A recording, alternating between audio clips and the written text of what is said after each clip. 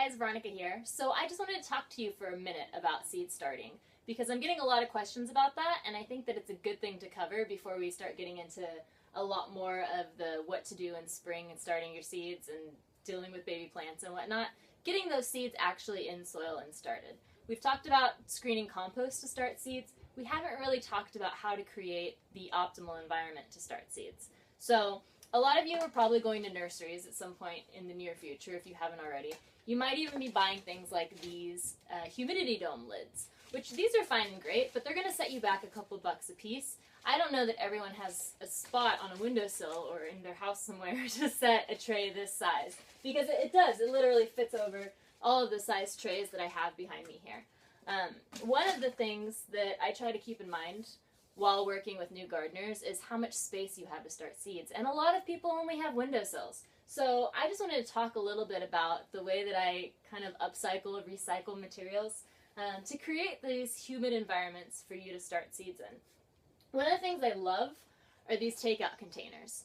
You can do anything from this sort of container that you get at like a Thai restaurant to a container that a roast chicken comes in. Generally, you're going to be throwing it in a recycling bin. Recycle it before you recycle it, because these work great to maintain an even, humid environment for your seedlings to really get started and going. The clear domes are fantastic because they can still get enough light. You can set it in a windowsill. Look at that footprint, like that's going to fit on a windowsill. So I haven't even put any water in this. This is just closed. And you can see there's humidity already accumulating on the top of this, inside of this lid. So it's going to work really well. What I've done with this is I have these plug trays. This is a commercial grower tray. You might not have access to something like this. You can use anything from pots that you got plants in last year.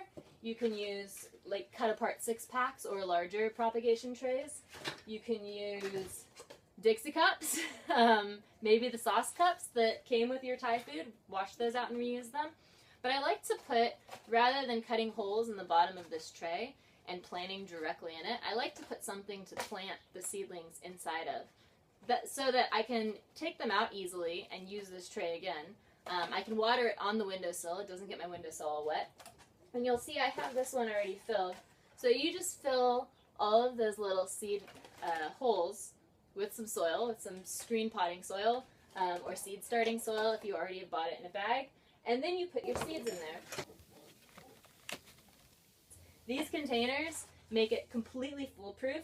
When I go to water these, what I do is I just put some water in the bottom of this tray so that it just barely touches and comes up just like to the edge of like whatever you're planting in. So it needs to have a hole in the bottom. If you're going to use Dixie cups, cut a hole in the bottom. You can take old plant pots like this and just cut them down to size so that they'll fit inside of this container. You know, use your imagination. Recycling these sorts of containers is a great way to get your seeds started. You can also use these ones. They're not as clear in the top, but it will still get enough light through and it still is able to contain the water in the bottom. I definitely recommend watering seedlings from the bottom rather than pouring water on the top. You're going to prevent damping off if you're watering from the bottom. They're going to be more evenly wet. The wetness of the soil at the bottom of the pot as opposed to the top is going to help direct those roots down because they're going to be looking for water, so you're going to have a stronger root structure. This inside of this takeout container is a strawberry container from the grocery store. As you can see, it already has holes. Fits in there really nice. I just cut the flip top off and I put this on, fill that container with dirt. Probably going to plant strawberries in it because I like a little bit of irony with my gardening. That's that. One other thing I'm trying this year is these, they're just like a Rubbermaid style organization drawers. We had some laying around. It's not completely airtight like those might be, but I love putting just like these seed starting trays again in the drawers. I'll use the drawers for the reservoir for water. I have them all stacked, and then once I see them popping up, I can pull the drawer out and set it somewhere on a windowsill or on a bench, and those seeds will already be started, ready to go, and then pop them out of those plugs. Now, why do we do this? because not every seed needs to be done this way. There's a lot of seeds like beans and peas and stuff like that that you'll plant out in the garden. We're doing this for the seeds that need to be started early, either things like tomatoes and peppers that can use that extra time inside. You need the warmth and the humidity to really get them started. And if you have a short season, like, it makes sense to start seeds early on a windowsill, someplace sunny in your house, someplace that's going to be a little bit warmer. You can basically move these around. Like, they're super modular because they're so small. You're not dealing with this giant tray of plants, but you have these little containers that you can kind of keep an eye on. This was another crazy idea I had in this space. I think this one is really accessible. It's a little janky looking, yeah, but what I did was I just took this juice bottle that I found in the garbage today, cut it with a really old pair of pruning shears I don't use to prune very often, and just cut the bottle very carefully. And then I cut some notches in the top part so that it'll fit back on here. And I have these tiny little plant pots, but you could also use something like a Jiffy cup. It's not a Jiffy cup, like a Dixie cup. Yeah, you can use something like a Dixie cup and put that in there.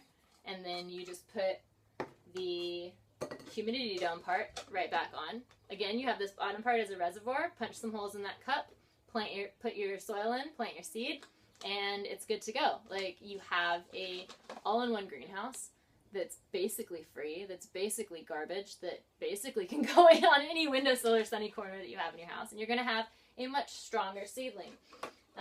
The other reason that I do this is because we get really dry here. Even though it's been raining for days, the soil's already dried out and cracked. Like, that's just the nature of where we live and being in the high desert.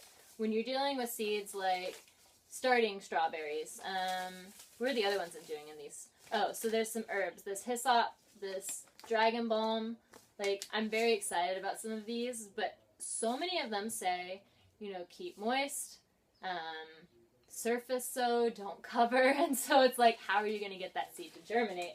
But this is the way you get that seed to germinate. This is how you keep it moist, how you can surface sow it without covering it, and it's still going to germinate. So I encourage you to order some takeout this week, start saving those containers, dig through your garbage, ask your neighbors if you don't drink, you know, soda or juice in plastic bottles anymore. Ask your neighbors if you can dig through their garbage for plastic bottles. I don't know. Like, get creative with it, though, you guys. Like, don't go out and spend a ton of money on special equipment that isn't going to fit your lifestyle. Really just look around you and figure out, like, what do I have that I can use to make this happen? Because you're looking at a very small part of the process, and probably the most important part of the process, so do it right. And until next time, happy gardening. If you have any questions, leave them in the comments below. If you want to see what else I'm up to at any given point in time, check me out on Instagram at FlavorKit. As always, hit that subscribe button if you want to keep following for more gardening tips and tricks and weird ways to use your garbage. Okay, bye!